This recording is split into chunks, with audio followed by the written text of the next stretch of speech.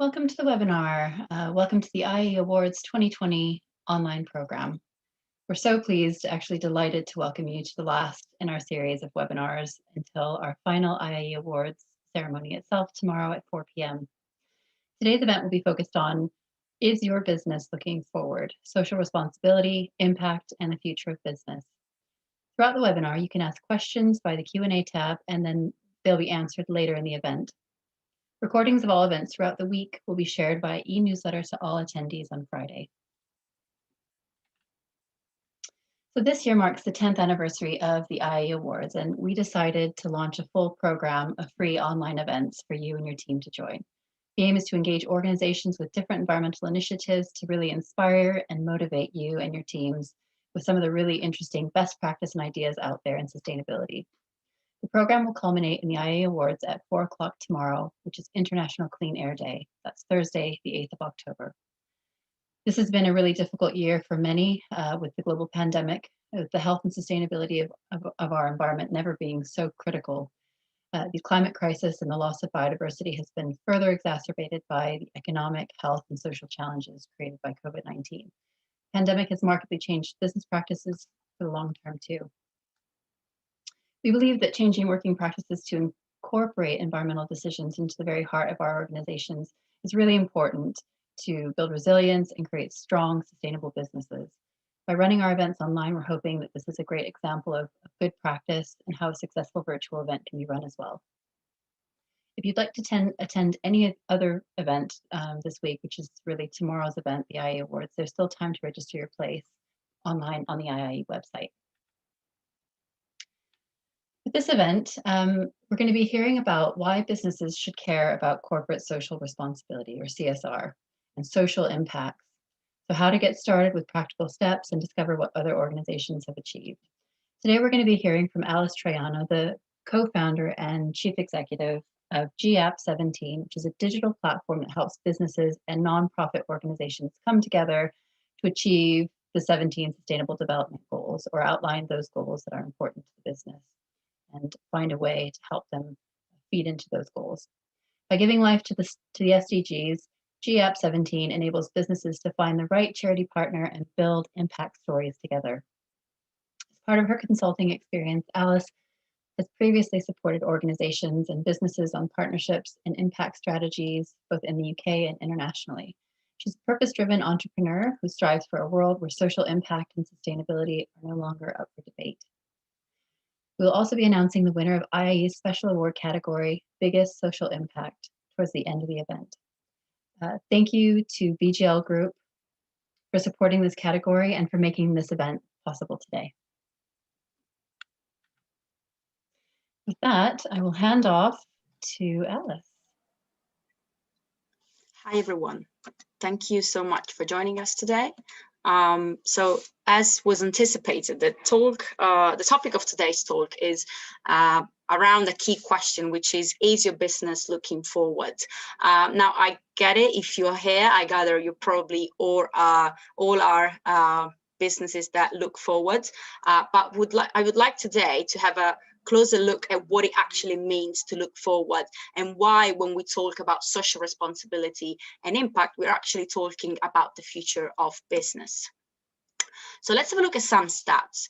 We see that after COVID-19, the UK public now expect companies to have a legal responsibility towards both people and the planet. And meanwhile, 53% of the UK public seem to now favor purpose-driven brands. And this is a very important stat for businesses, because what we're seeing here is that over the majority of the UK public, of the UK consumers, now shops purpose-driven brands. So before we go into understanding how CSR is useful for your business, let's try to kind of define CSR. CSR obviously stands for corporate social responsibility. There are many different areas of social responsibility that a business can engage with. Overall, I like to define CSR as showing that a business cares. And what does it mean to care? It means to care for the environment. It means to care for people and communities, to care about the diversity and inclusion of your staff, and it means to care about the well-being of your employees. And these are just some of the aspects that CSR can cover. What we'll focus on today is how businesses can care and can show their support for people and communities. Something very interesting happened during the first wave of COVID-19. We see that according to Forbes, responsible businesses are much better equipped to deal with the COVID-related downturn. And why? Because in general, even during the last financial crisis, purpose-driven businesses were 60% more likely to survive and actually come out stronger of the crisis compared to business of similar sizes. And how is that possible? Why is it that businesses that have a purpose beyond just making profit, which is still very important, why is it that this kind of businesses seem to perform better in a situation of crisis? There must be something related to the way they engage with their consumers and the way they engage with their employees. So having a look at the benefits that CSR brings to your business and why your business should actually start to think about CSR and boost your CSR strategy if you have already started. First of all, CSR brings you customer. Very clearly, see, if you are very active and have a clear and strong CSR agenda, you will most simply get more customers. Which kind of customers though? We see that 70% of millennials claim to spend more with brands that support causes with an impact. And at the same time, 81% of millennials now expect companies to make a public commitment to do good. In other words, that's why we say looking forward business, because the millennial generation will start to look at brands that have associated with a cause when deciding where to shop. And that brings me to my second point, which is CSR also gives you a competitive advantage. Now, in the traditional business sense, we know that when people and consumers have to choose between your company or your competitor, they will usually look at the quality of your product, the quality of your service, the way you're going to deliver your product, the team that is behind the product, and how you can support them, and obviously the cost. Well, now for millennials, it's not just that. These items all remain really, really important. But what becomes crucial is your social responsibility agenda, is how you are contributing to making the world a better place. Just think about the fact that 9 out of 10 millennials would switch brands to one associated with a cause. That means that as a millennial, if I have to choose between your company and the company of your competitor, if you don't clearly tell me how you're supporting communities, if you don't have a clear plan for CSR and social responsibility and social impact, and your competitor does, I would immediately go to your competitor. 9 out of 10 millennials will do the same. And finally, we've seen how CSR brings benefit from the outside, which means sales, financial performance, more customers, reputation, obviously, and the loyalty of these customers. But let's also have a look at what happens inside the company, because CSR and social responsibility shouldn't just be thought as something happening outside of the company, but it's also really important what happens with your employees, because social responsibility makes your employees happier. And what does that mean? When you make your employees part of your CSR strategy, when you show them that your company cares about people, the planet, the environment, your supply chain, how green it is, etc., when you clearly involve them in this process, CSR will reduce staff turnover by at least 50%. People will not leave. They will not leave your company. They will continue to work with you because they feel part of a bigger picture, of a bigger project and a vision that you are contributing in achieving. And also CSR will increase the team productivity by at least 13%. Your people will be happier, and therefore, obviously, they will also work better. And it's not just the benefits that it brings to your current employees, but also what happens to new employees, to potential employees, and therefore the talent that is out there and looking for a job. 82% of young millennials are likely to consider CSR when deciding where to work. Just like the previous slide says, if I am a millennial and I have to choose between your company and another company, which is your competitor, when I decide where to shop, I would do the same if I have to choose my next job. So when choosing the next job, people will not just look at HR policies, how well is the company performing, and everything that they currently look at, but they are also looking at how well you are performing on social impact. And if you are not, they will go to your competitor. If you are, you will get the best talent. So what can you do as a company to boost your social impact? Very simply, you need to engage with communities. You need to make a difference for the people around you, for the communities you are part of. And it's not just making a difference for people. We've just seen it. It is also making a difference for your business. There are tangible benefits to engaging in a social impact and social responsibility strategy. But how do you do this? You don't have to do it alone. It's not something that you have to, as a business, go around in the community and ask every single person, a member of that community, okay, how are you? How do you feel? I mean, that would be really nice and really needed, but obviously it's very time consuming. So how can a business clearly and simply achieve a community need and meet a community need?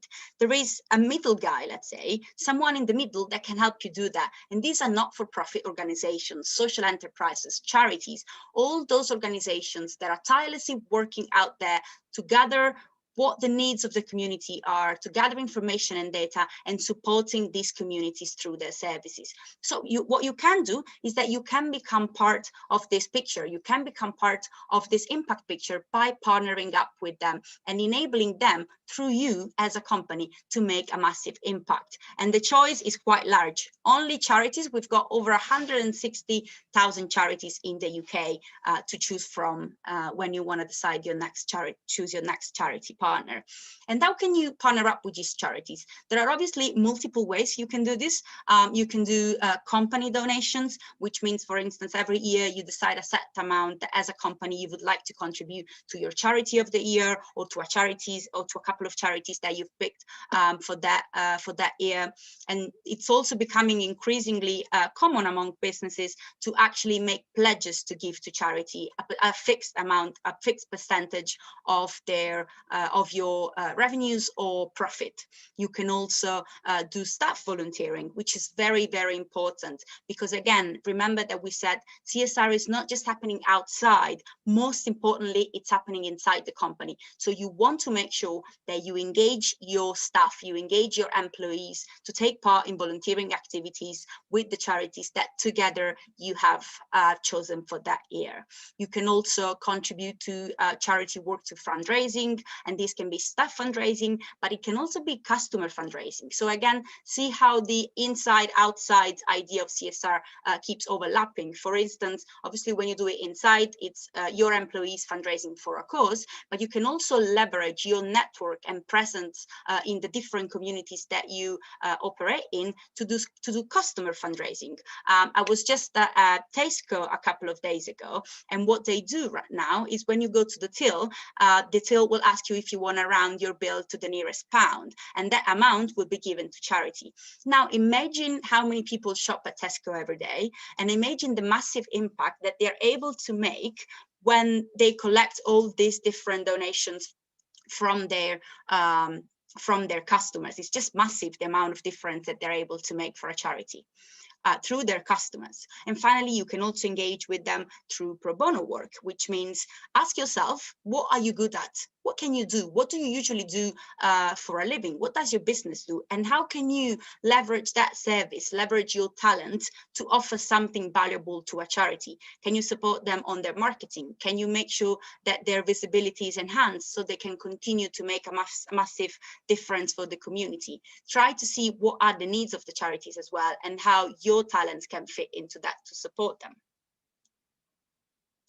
So we would like now to ask you a question. I would like to ask you a question, whether you've already partnered up with a charity in the past. If you've never done it, try to think about what has stopped you from doing it. If you're skilled at charity partnerships, share your experience. We're going to launch a poll now, and you're going to see the question, what are some of the challenges you have faced when partnering with a charity?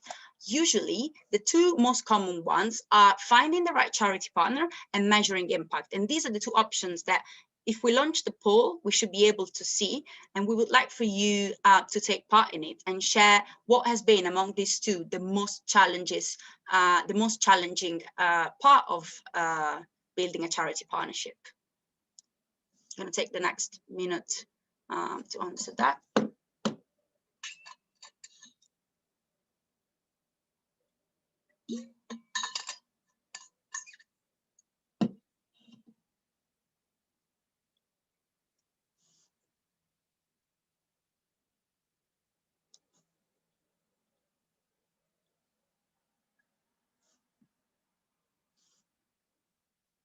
Okay, I think we can close the poll now, please. And see, everyone should be able to, okay, perfect.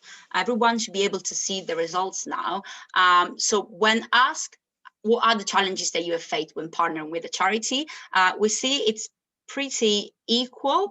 We've got a 42 to 58, 42% of the audience find it difficult to find the right charity partner, and the rest, 58%, measuring impact as the biggest challenge. And in fact, I can relate very much to that. The single most difficult thing, it is indeed to measure impact. And we're going to see practical steps that we can take as a business to address both of these issues. So how do we get there? What are the steps that we can take as a business to make sure that our charity partnerships are successful? And when I say successful, I don't mean just successful for the initiative that we're going to take, for the charity that we're going to partner with, but also successful for us as a business, also successful so that all these stats and the benefits that we've seen before actually apply to us. So there are 5 practical steps that you can take in order to make sure that your social impact strategy is as strong as possible. And these are assess, strategize, collaborate, measure, and innovate. And we're going to see them one by one. So the first one is assess. What do I mean by that? Whether you've already done some CSR, or if you've never done it, or if you're experienced at that, I would like for you to sit down for a moment and start to think about what are the steps that you've been taking towards CSR. What are some of the activities that you've done, some of the initiatives that you've taken part of in terms of social impact and community engagement? Ask yourself, how have I supported my community as a business? And bear in mind that SMEs here have a competitive advantage. And what does that mean? It doesn't mean that larger companies are not able to do this. They're actually very strong on CSR most of the time. But SMEs usually tend to think that because they're so small, they can't do CSR. And that's actually the opposite, because as a small or medium enterprise, you're actually much closer to your communities because you only operate usually in one community. Compared to larger companies that instead have different communities and different branches that operate within which they operate. So as an SME, you should also take part in this exercise and ask yourself, how am I being part of my community? What good actions, what positive impact am I making for my community? Most of the time, you will realize that you've been doing something, you just weren't calling it CSR. And the task that I invite you to take now, the challenge, is to rather start calling it that way. Start using a shared language and start to put everything together under the same umbrella so that together we can build a strategy around your social responsibility actions. Once you've done that, you should be able to identify the strengths and the weaknesses of your CSR operations, and therefore leverage on the gaps and opportunities based on what you've done in the past. So once we've seen what's been done up until now, we should start to think about the future. So where do we want to go? Where am I going as a company? How do I fit in? What is my goal? And you should not think about CSR. When you strategize, which is the second step, you should never think about CSR as something being completely detached from your business strategy. In fact, most of the businesses review their CSR strategy when they review their core business strategy, which is usually every 3 or 5 years, depending on how you structure your business and your business plan. So when thinking about your main business goals, your vision, where you're going as a business, that's where you also want to think about CSR. Never think about CSR as something completely separate from your business, because otherwise you run the risk of making your CSR, again, very ad hoc and not relevant to your business. What we want to do on this step, when we strategize, we want to make sure that we create synergies, strong synergies between your core business path and your CSR vision. And when you do this step, think about what matters to you as a company and make sure that you don't do it alone. If you are the owner of a company, if you are the CEO of a company, if you are the CSR manager of a company even, make sure that you always involve other people. This can be your employees, partners, the supply chain, customers, shareholders. Talk to people and to all those different bodies that together create what your company is, because you alone would not represent your company and the vision of your company. It is to get it is the union and the group of these people that together represent what your company is, and will be able therefore to advise you and come up together with a strategy for CSR.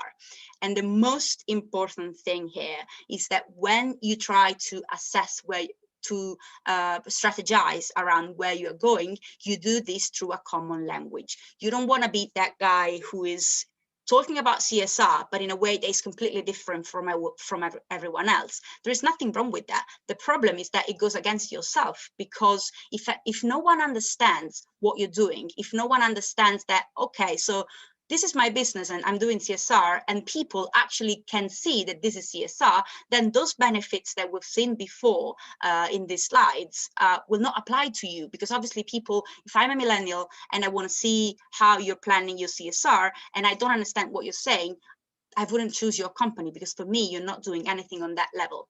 And one very easy and common framework to adopt is those 17 goals that you see here. I don't know how many of you are familiar with this. These are the UN Sustainable Development Goals, also known as Global Goals or 2030 Agenda. It is an international agenda which has been created having governments, businesses, civil society, not-for-profits in mind, so that together they could join forces and make the world a better place. So when you strategize, have a look at these goals, see what goals apply to what you've been doing and to where you want to go, and pick the ones that are really relevant to you.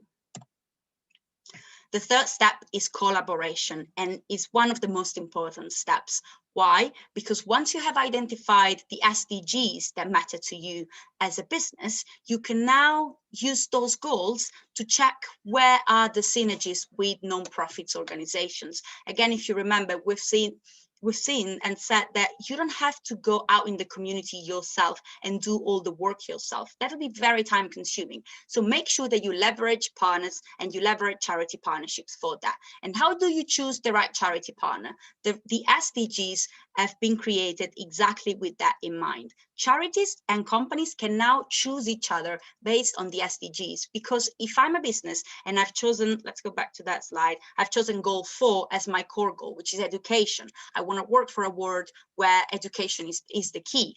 I know that I will be looking for charities that are going towards the same goal, that are helping disadvantaged kids or children getting back into education, dropouts getting back into school, etc. I know where I can find the right partner, because we are going towards a common shared goal.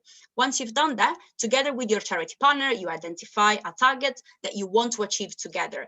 I would like to stress this. We should start to think about business charity partnerships as partnership. We're trying to move beyond the idea that the business is just the donor giving some donations, some volunteering hours, and the charity is just the receiver. Let's try to move away from that philanthropic old school mindset and start to think about charities as your partners. As much as when I talk to the charities, I try to say to them, start to think about businesses as your partners. You should be a win-win thinking, where when you start a partnership as a business, you clearly tell yourself, okay, what do I want to get out of this partnership? And you are clear with that partner, and you tell them. And at the same time, you're open to say, okay, this is what I want from this partnership, and this is how I would like to collaborate. If you establish this collaboration to what I would like to bring into the partnership to make sure that the collaboration works. If you establish this line of clarity and transparency in your communication, and you've based these partnerships on shared goals, that partnership will be successful. The fourth step is measuring, and it goes back to the challenge that we've seen before. It is one of the most difficult things. I'm not going to lie to you. It is very difficult, but that doesn't mean that it's impossible. Why is it important to measure the impact of charity initiatives? Because these benefits that we've seen only apply to you when you measure the outcomes of these charity partnerships and the projects and the initiatives that you've been doing with communities. If you don't know the outcome of your actions, how can we say what we've actually doing, we've actually been doing? If I can't tell you this is the number of people that we've helped, or this is how their situation has changed from before we stepped in to help them to after we've helped them, how can I actually then communicate to the public that I'm making an impact for communities? It is really important for those benefits and those stats to apply to you, that you measure your charity partnerships. And we can do so on two levels. One is the micro level and the other one is the macro level. So at the micro level, we can measure impact and aiming for both qualitative and quantitative data. So qualitative data means being able to gather stories from the field, stories from the communities, ask your charity partners to share stories and case studies with you, and stories that people can relate to, because when you will go and present these stories to your consumers, to your customers, to your stakeholders, this is what it's gonna make them click and say, wow, this company is amazing. I really wanna shop with them. I really wanna work for them, etc. But you also wanna quantify that impact. You also want to be able to say, this is the amount of people that we have supported. This is the percentage of disadvantaged women that have been able to start a business thanks to our support, etc. And at the macro level, we go back once again to this grid, because the SDGs are the key way through which you can make sure that your impact is not just local, which means it's bounded to the community you are supporting, but it becomes suddenly global. And what does that mean? All the goals have been agreed by charities, businesses, governments internationally, which means that while you are working on goal 4, let's pick that one again. While you're working on goal 4, there are other millions of businesses who are working with other millions of charities towards achieving that same goal. Now, if you think about all those millions of initiatives towards achieving goal 4 being combined with each other, imagine the impact that you're making together to achieve that goal. That means that by 2030, when we will be able to hopefully achieve that goal, you would have been a part of that. Even if your impact was just micro, because that's what we're doing. We're still doing the micro impact. But if we can relate those micro level to the macro one, i.e. talking through the SDG language, in 2030, we can say, I have been part of that journey. I have been part of an agenda that has managed to make the world a better place. And that's something that comes out really, really powerful for the people that work, shop, and talk to you every day as a business. And finally, the most important thing is that you always remember to share and communicate your impact, because what's the point otherwise? Obviously, it's very important to make that impact and to generate that impact, but you want to make sure that you record those and gather those data, because then you can clearly communicate them to the people that you talk to your customers, to your stakeholders, so that they know, okay, this business is actually helping shaping a better world, and is making actions and is taking practical actions to achieve that goal. And finally, the last but not least point in the practical steps is innovation. It's really important to innovate. I might be a bit biased here, obviously, because that's what I work towards, but you don't have to do everything yourself. You don't have to go through all the steps that we've just described by yourselves. There are tools that can help you do that and can help you innovate on your CSR, so that basically your life can become easier. Otherwise, it would be very, very complex and time consuming to measure impact, find the right partner, collaborate, all the steps that we've seen. So for instance, what we're doing at G.APP17 is providing businesses with a platform where they can easily find the right partner. All organizations are vetted, so you can be sure that these organizations are actually implementing good quality causes. They are actually being part of their community and are worthy of your support. And you will find an SDG matching where you will be able to easily link your strategy to the SDGs and also measure the impact of your initiative. So innovation, whether it's through G.APP17 or any other tool that you'll find, or any other way that you can come up with, make sure that you innovate, because otherwise CSR can drag you down because it's complex. So you want to make sure that you innovate on this level. Thank you. I think we can open it up to the audience for questions. Fantastic. Thank you so much. Thank you. That's really, really interesting. And I'm aware that we've got a lot of questions as well. We've got a lot of members and people on the call that are doing some of these things. I am aware that there are some larger organizations that have CSR teams, more than at least one person, but we also have some small businesses that don't have anybody that's dedicated to a role like this. Is CSR something that even with the help of an app like yours, how much time do you think like a small business, for example, would need to dedicate to this? So I don't think it's really a matter of time, but it's how much time, but rather how you're spending that time. The way you invest in time is really crucial, because if you do it in a non-strategic way, it can take a lot of time, and the outcome is not even the one that you expect. Because if you just start to, okay, tomorrow I decide that I want to partner with a charity, how long is it going to take you to find a charity? If you don't have a plan before going out and finding the right charity, it can take a long time. Just imagine reviewing 100 of charities' website. We said there are over 160,000 charities in the UK. How are we going to get through all that? Instead, if the time commitment is invested in a qualitative way, which means if you have a strategy behind it, then the time that you need, and if you can also obviously use apps to support you or tools to support you, but the strategy is really key. If you've got that strategy, then the time is not really the problem, because it comes out naturally. If you can set that process in place where charity partnerships requests come to you automatically, impact indicators are able to tell you the impact of your charity partnerships automatically, you just have to take those data and share it with your customers, then it becomes really, really easy, and the time commitment is not much, not even for a medium-sized enterprise. Amazing. Yeah, I'm very familiar with the same sort of process that we have with our business in terms of reducing their environmental impact. The focus is on having a strategy in place, and then you focus on those areas where you can have the biggest impact and engagement. So with regard to strategy, so this is a little bit of a two-part question.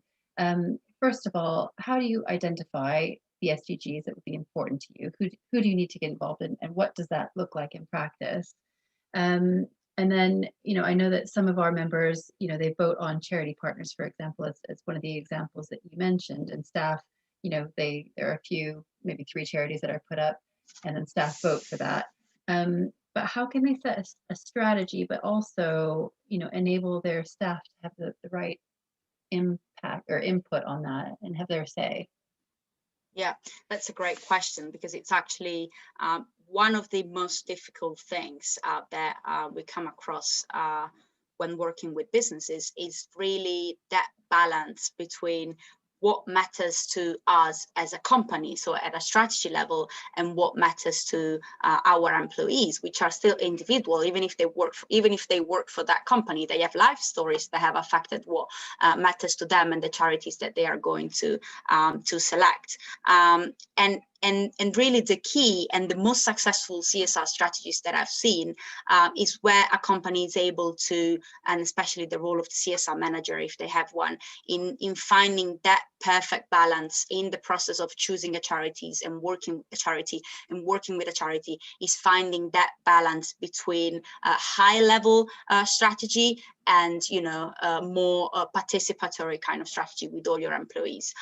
So to answer the first question on how do you pick the SDGs, it goes back to what we were saying about where am I going as a company. I don't want to kind of suggest that you should take the SDGs and then choose where you're going, but it's rather the opposite. You should, in fact, if you remember from that slide, the mental process was, first of all, stop to think 1 second about what matters to you as a company. And then you can ask yourself, okay, based on what matters to me as a company, based on where I'm going as a company, what are the tiles of the SDGs that my work fits in, rather than the opposite, because the opposite would be very, very complicated. And we can say most of us are probably working towards all of them in some sense. But when picking these goals, again, make sure that you speak with as many people as possible within the organization, not just within the CSR team if you have one, but try to go above and beyond in this process, because if you pick the right goals and if you're able to speak with as many people as possible, that will also ensure that when you then set up a volunteering scheme for your employees, they will feel that actually I've contributed in shaping this strategy. My voice was heard when I did this, and therefore I would like to actually volunteer for this charity. Because one of the issues, unfortunately, that we see when a company sets their high-level priorities, come up with 5 SDGs, and how they want to work towards these goals, and then actually they propose a charity, and none of the staff is going to volunteer. None of the staff is taking their 1 or 2 days to volunteer for that charity, and staff engagement becomes really low, and that's a loss. It's a fail in a sense, but it's still a way to, if it happens, it's good, because it's a way of saying, okay, next time we need to speak to our employees more. And that's really the only way where you can find that balance between high level SDG strategy and what matters to my employees and the people that are working with us. Fantastic. It's really, really interesting. And I'm aware, the sponsor for this afternoon's activity, they have quite a robust CSR program. And yeah, it's really interesting to know how you can add focus to enhance the impact that you have as an organization, and then be able to feed back what impact that has had based on the strategy that you have set. I think that's quite impactful. Right. Yeah. So question just around some of the basics, just to ensure that everybody's familiar with the terminology. So first one being, you talked quite a lot about millennials. So could you sort of define that age group? And also, can you talk about, should people be looking at, the market outside of millennials? So, and does business have a responsibility or an obligation to maybe engage or help society as well care about the same kinds of values that their organization does? Yeah, I think millennials are defined as people in the age group between 25 for sure to 35. I don't want to be mistaken on the end, but I should be 25. I think it's about 39. Yeah, 39. So Yeah. something in their 30s. Yeah. Which are very different from each other. I think there are 2 subgroups to the millennials. In fact, in one of the slides, I told specifically about young millennials, which are in the not even in their 30s. But the reason why we want to make sure as a business is that we engage with millennials is because first of all, they are the largest population. They are the largest group in population, which means that all the new talent that's coming in, all the new future employees that we will have, the new customers that we will have, or the customers that we currently have are probably very likely to be millennials. There is a high percentage that they will be millennial.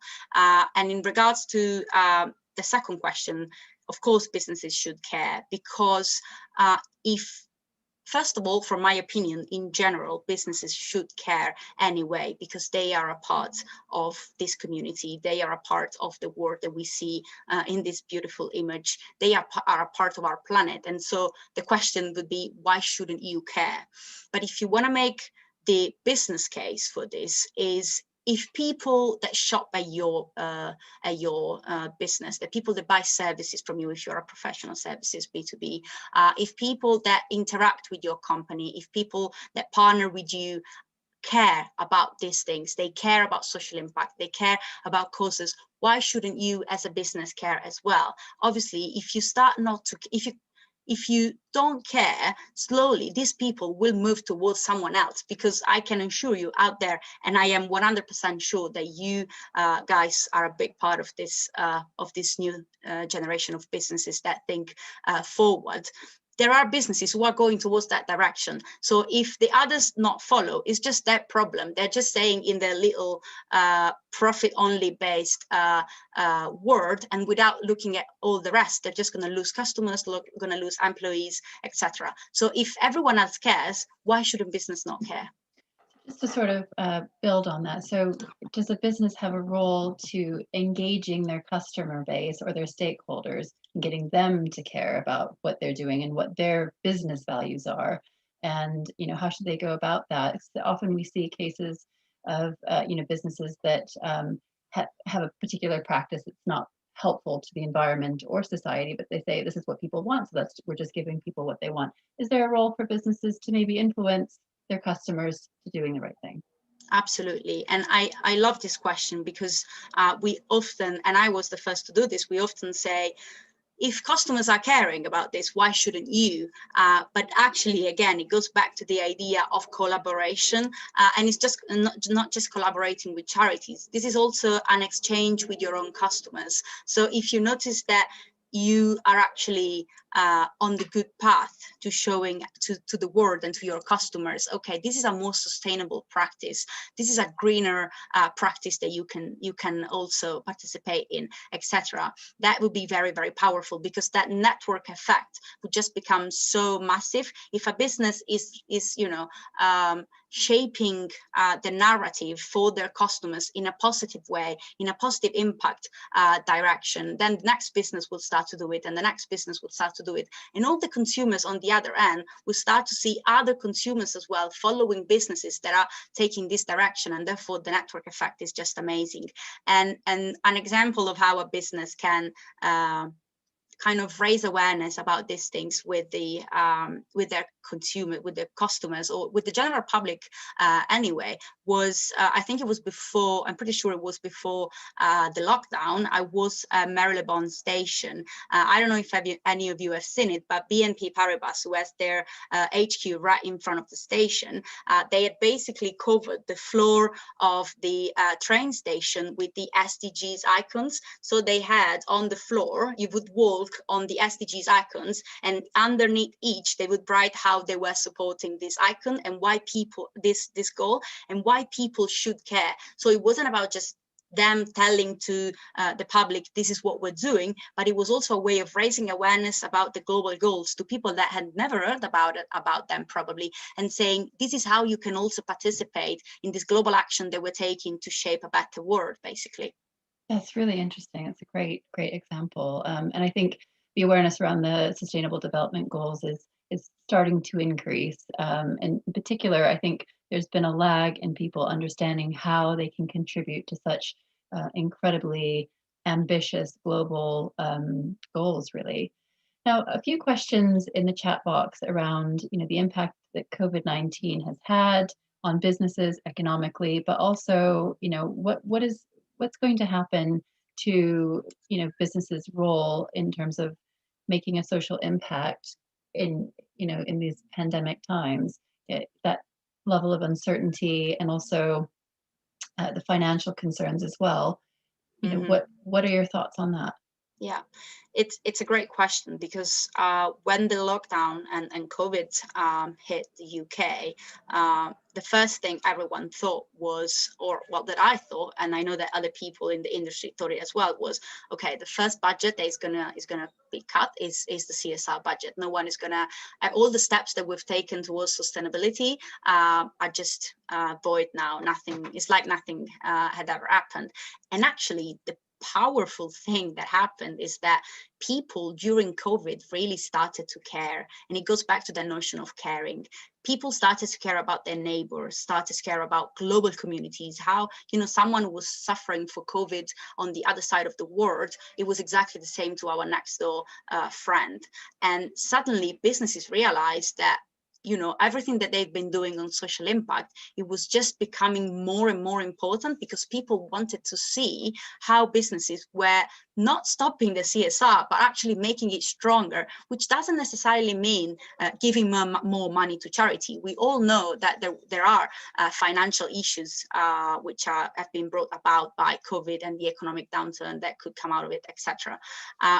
But there are ways you can still show to communities, and you can still take part in this global change without necessarily having to enhance your financial support for a charity. It can be via volunteering. During COVID, I'm pretty sure everyone has seen it. There's been a massive increase in remote volunteering, especially, you know, people that were on furlough, for instance, they started to take part in remote volunteering initiatives, supporting charities with their expertise, you know, caring for what they were doing, because on the other side, they were also aware that the charities were going through, you know, a very rough path as everyone else was. And so these people, these staff members that were on furlough, but even if they were still working, starting to take the initiative on remote volunteering, so that the, you know, also the company could show to the world that they were still in fact being part of the community.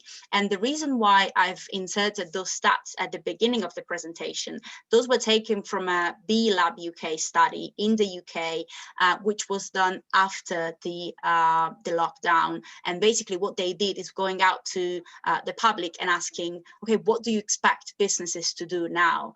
And if you think of it, the answer from 53% of them was, I still want them. I actually want them more than before to be purpose driven, because people now realize how important it is to care, and they want to be associated as customers to businesses that care. Otherwise, they would just not work with them or engage with them anymore. So CSR is really important for the COVID or post, not so post COVID world, because what matters is caring. We started to suddenly care more about each other, and CSR is just, you know, a leverage that we can use to continue to care even more. Absolutely. I'd say, yeah, COVID has certainly, I think, revealed more of the humanity in all of us, you know, from professional relationships with colleagues, as well as people in other organizations. I think we've all really seen that it's, you know, we're all human beings, and we're all, you know, we share similar values in common. Yeah, absolutely. So one last question before we move on. So just to get people maybe a little bit of inspiration or some ideas, you know, could you explain a little bit more about what might be classed as CSR activities, like corporate social responsibility? So you mentioned a few in the talk about donations or a fixed percentage of your profits, some volunteering or lending a hand days in the community, but also, you know, donating your skills. Is there anything else that you could add to that? I would say, I would give you an example to add something else, because I think those are suggestions, but my advice would be, try to understand what is the best way for you to engage with charities. You know, I know businesses that, for instance, have their charity partners as actual part of their businesses. So I've met with a B Corp a few months ago, and what they do is they partner with the charity. They don't give any financial support to them, nor do they volunteer with them. What they actually do is the beneficiaries of these charities are people who have been in jail, or have an history of homelessness. So people in general who are struggling and have or are in a disadvantaged situation. What they do is they take these people on board within their company. They train them up through apprenticeship. They teach them skills, transferable skills that they can then apply to their next job, so that these people will be able to then find a new job as they move on. So there are different ways in which you can engage with a charity. Another one was actually happening through our platform a few days ago. One company was going through their net carbon emission, which I'm sure you're all very familiar with, especially investors in the environment. And what they needed was a carbon offsetting exercise, because they were measuring up how much carbon they were emitting in the environment, and needed to find a way to balance that out. And what they found on the platform was actually a tree planting project. So there are multiple ways where you can also actually mix your social impact with your environmental impact. So what they will do is engage with this charity, plant those trees and work with them so that they can also offset their carbon emission on the other hand. So you can go as creative as possible. These are just a few examples, but whatever works for you and whatever you're good at also, it's very important, and what you like doing as well, that's what you should follow in terms of how you want to engage with the charity. There is no prescribed path to that. Those are suggestions, really.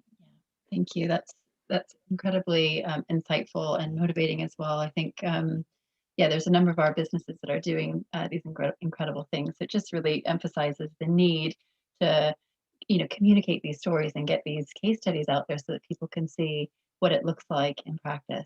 Yeah. So thank you so much, Alice. Thank you. Thanks.